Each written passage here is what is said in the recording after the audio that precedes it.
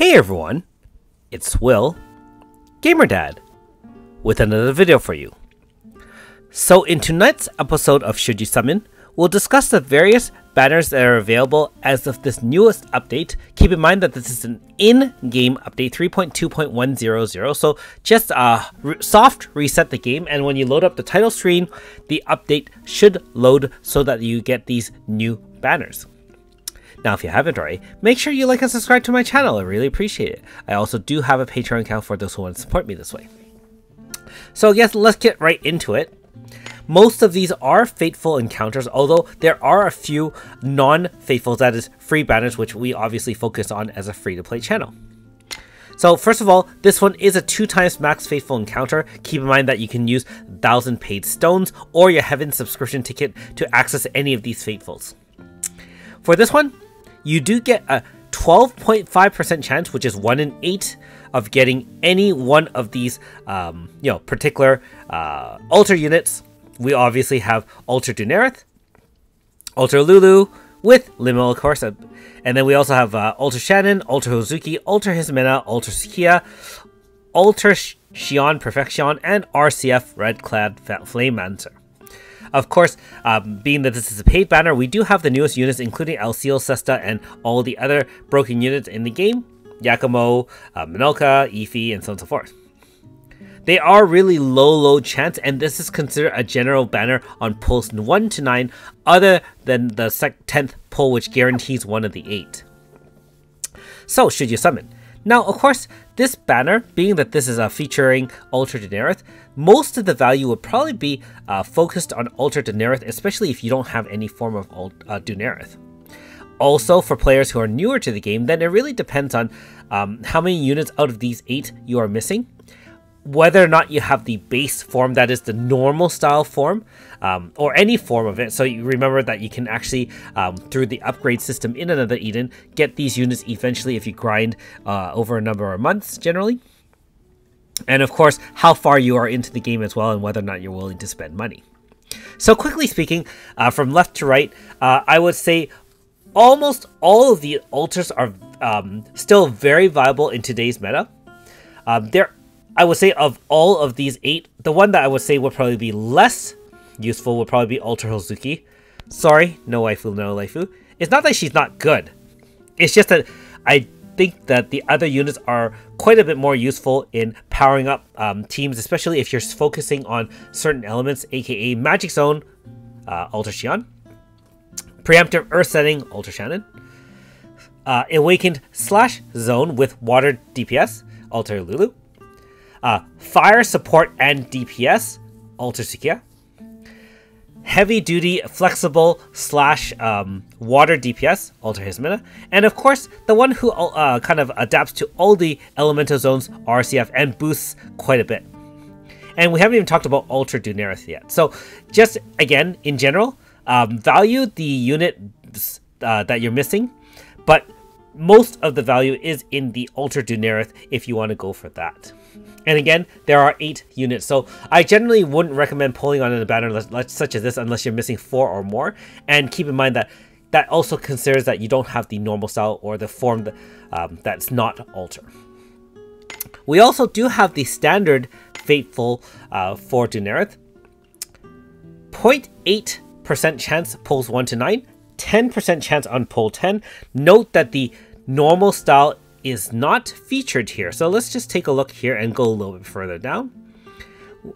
You can see that Dunarith is here both in his Seal Ganad as well as his normal style. 0 upgraded here, so only 0.05, 0.03, and 0.01 respectively for the different versions. Not worthwhile mentioning those odds. Basically the same as another general banner. Every other unit is not featured, and so only 0.8% chance and then 10% on the flat chance on the 10th pull. And again, just based on the math alone, because you have chances on pulls 1 to 9 and a much higher rate than the first banner we talked about, if you're just aiming for Dunarith Altar, this one has a higher chance of getting Altar Dunarith with your paid subscription ticket or Heavens or paid stones versus the first banner, so keep that in mind as well. And let's go directly into this one. So, thank goodness that for free players or people who want to spend free stones on this banner, this is a great banner to get any form of Dunarith. We got 0.4, 0.8, and 0.8 for a total of 2%. That is a great chance. And keep in mind that even if you do single pulls, aka the Church of Single Pulls, you do have a 2% flat rate, which is 1 in 50 combined. So not bad at all. And as long as you're willing to celebrate any form of Dunarith, and you can just grind out the 3 opuses, that's a great banner to have, as opposed to having a diluted banner where you can pull a unit that's not Dunarith. Now keep in mind that obviously 2% is only 2%, and the rest of it spread over the other units as well. The newest units, El Seal, are not here. However, Sesta is here, Yakumo, Monoka, Ifi, and so forth. Bots, Rainbow Sisters, and Knights are always here, and so I really don't have to mention them at all, but they are there. So, should you summon? Now, the real question is, how good is Alter Dunarith? And at first glance, he looks really, really good. Now, before we talk about his skill set and his moveset, keep in mind that as an Awakened Water Zone setter, we do have a Watered Awakened Zone setter, aka El Seal, still in the game and is still active to pull on right now, I believe. So, you know, you have to decide, if you already have El Seal, do you need an upgrade in Alter Dunarith? Like right now. And if you don't have El Seal, do you still need him? So hopefully this will give you some indication as to what you're looking for or what he can offer you and whether or not you need him for your team. So first of all, he can VC in Water Zone and restore MP for up to 40% for your whole party. His passive skill when you have an Awakened Zone is that all party members' attacks gain an additional 0.5% per move to the AF charge. So instead of 7.5, it would be 8. If you have small attacks with El Seal, for example, I believe they also charge additionally together. So you can have some quite abusive cycle there. I also believe his counterattack does charge your bar, although I could be a little bit wrong there. I know that, for example, Azami's counter does not charge the bar. So please correct me if I'm wrong there. But if it does charge the bar, that gives you an additional abilities to charge, because he is not only a singer, which he has some singing abilities, kind of like, you know, the Pizza Cuts of the world. He also has Critical Guard, which is basically similar to Aesora. It's a damage reduction based on luck. And if you have up to, I guess, 500 luck, it can reduce all damage on him by 75%. And he can basically absorb attacks. So, not only that, he does have a passive ability that he gains stacks based on the number of water moves done during that turn at the end of turn, and it gives you know, I don't know if this is a permanent stack or just a stack for that next turn. 3 int per stack for a total of up to 30 stacks, which is 90 int. Now the rest of his move descriptions does not seem to remove those stacks, and so as the fight gets longer, or you do a large AF, I don't think you can get 90 moves in, because that means you have to do, you know, like 13, well, like 20 rounds each. So I would say over turn 3, over turn 4, or 2 AFs, you probably can get the full stacks, and that would just make him more and more powerful. Now, his counter move is basically, remember that he can activate himself being the, almost like a tank. He has a move that activates cover, which is, like I said, very similar to all the other tanks in the game, you know, like AS Lovely, AS Radius, Aesora, and so on and so forth. And it also activates a song. The song will grant every unit stat of int, speed, and luck plus 60. That will increase his luck too, so that'll help him guard and defend the team better.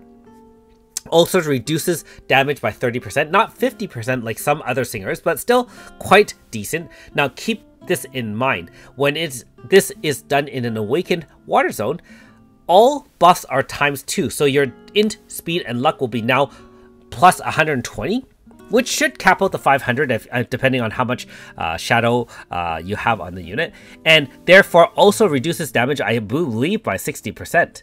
And during this, it'll also attack with one of his, whichever powerful attack he has. Now, this should be 1 attack per turn, because the song does last 3 turns. Not 100% sure on that, but I believe that's usually how the mechanic goes. So extremely powerful. And keep in mind that his ability is that if you start with all 4 water units in the front line, you start zone and awaken zone, water zone right off the bat, similar to Cesta. So broken as heck, kind of, this is the trend, right? Everyone awakens and sets zone at the same time. So he has lots and lots of abilities to do that. He also can give shields, increase, MP and HP, for, I guess, HP to himself, shield, and, max HP up 20%, some stuff like that. He's got a lot of abilities to help, but the main thing to remember is with his song, the stat it gives, and he has 2 different songs actually. One increases power speed luck, one increases int speed luck. These are stat boosts. These are not percentage-based buffs, so they can be stacked on top of 100 boosts from people like, like the Orleas of the world, or El Seal, I believe, gives massive amounts of boosts. So this is just another way to abuse the system.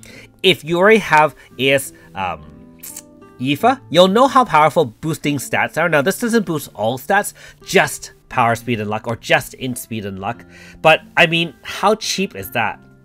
By the way, he also has type res of user, shield 50% for 3 turns, can inflict rage on all enemies, and of course does the counter attack, and can give him knockback immunity. His main DPS does water blunt AoE, and damage is scaled off int, which he can boost himself. And obviously, if he gets more stacks, which also gives him more int, it'll also do more damage. So, as it attacks, it also heals for 50% and restores all parties' MP for 50. So, yeah, very, very powerful unit. Note that all these more recent units can do multiple things in one go. So it sings and shields and covers. It will counter whilst doing this and that, and it'll also awaken zone. My overall feeling about Dunarith is he's probably the best water zone setter that we have to date.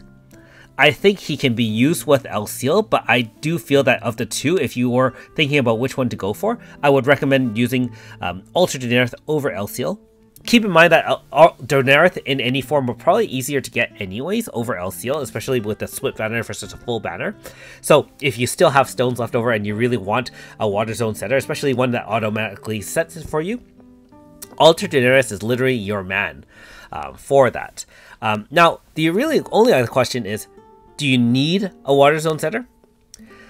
I feel, and this is just my opinion, that most of the recent units, I feel the same way about AS Melody, as well as units like El Seal and Ultra Dunarith.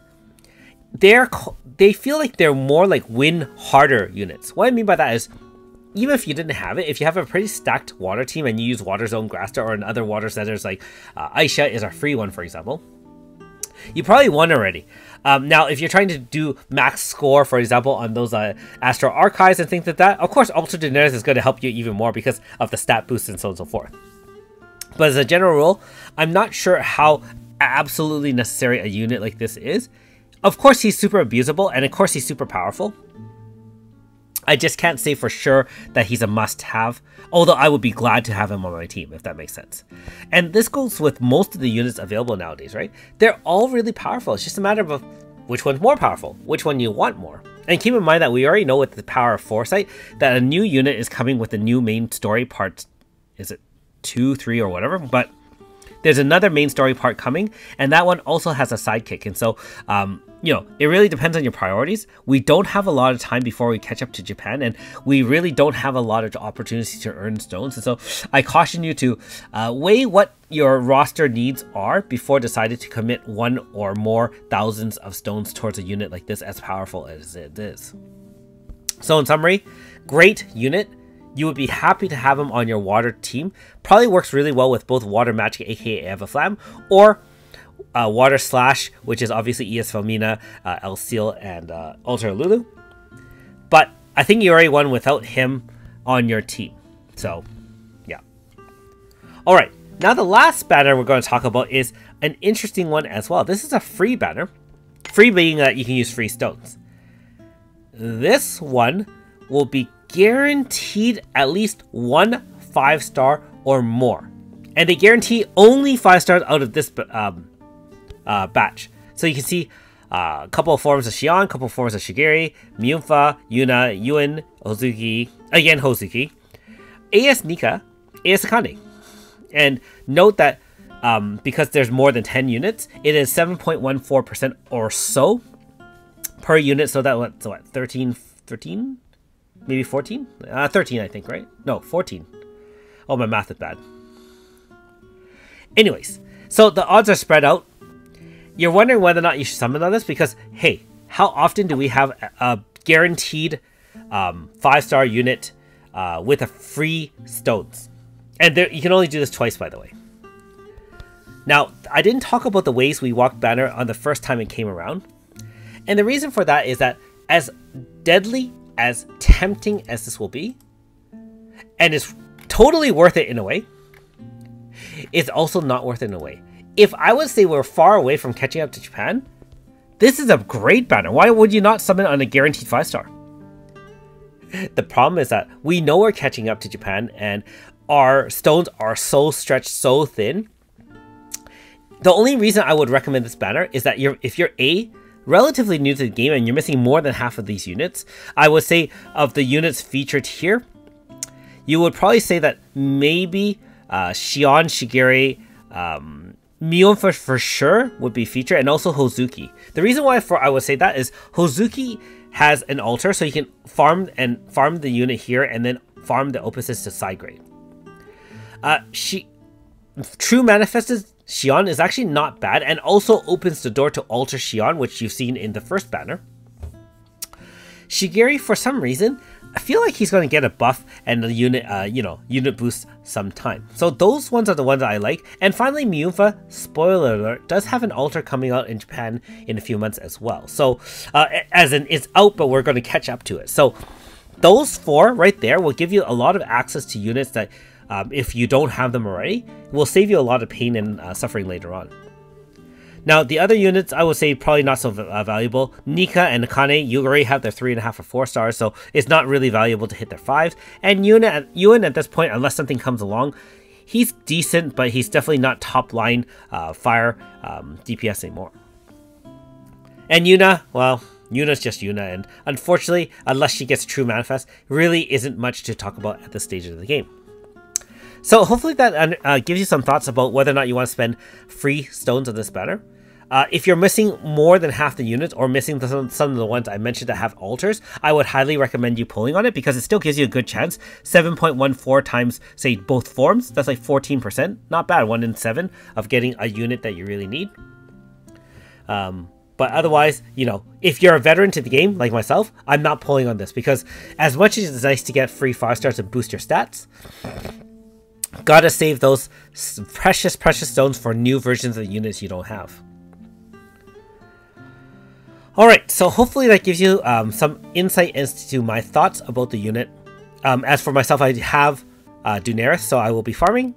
And keep in mind there are some opportunities to earn more stones with the Astral Archives that were released tonight as well. So hopefully you have some fun that way. I'm not sure if I can get to that tonight because, again, it is a weeknight. It's late, and so I have to work on other things, like taking care of family needs as well. Anyways, thanks for watching. We'll see you next time.